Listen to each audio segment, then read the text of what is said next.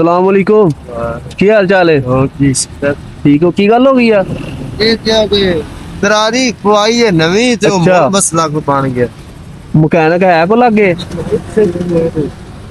ਬਹਿ ਜਾਓ, ਪਿੱਛੋਂ ਪੈਰ ਲਾਉਂਦਾ ਮੈਂ। ਬੈਠੋ।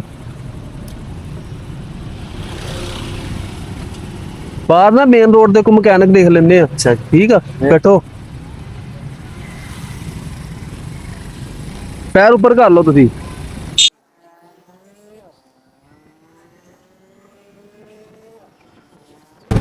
ਦੇਖੀ ਯਾਰ, ਹੋ ਜੂਗੀ ਸੈਟ।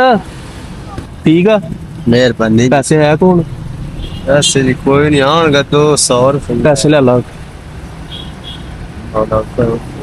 ਛੋਟੇ ਛੋਟੇ ਬੱਚੇ ਨਾਲ ਕਿੱਥੇ ਤੰਗ ਹੋਵੋਗੇ ਫਿਰ। ਅਸੀਂ ਜਾਣਾ ਵੀ ਹਲੇ ਸਫਰ ਹੈ। ਆ ਜਾਏਗਾ। ਹੋਰ ਚਾਹੀਦੇ ਹੋਰ ਲੈ ਲਾ। ਨਹੀਂ ਮਿਹਰਬਾਨੀ। ਕੋਈ ਹੈਗਾ ਗੁਜ਼ਾਰਾ? ਖੈਰ। ਚਲੋ ਠੀਕ।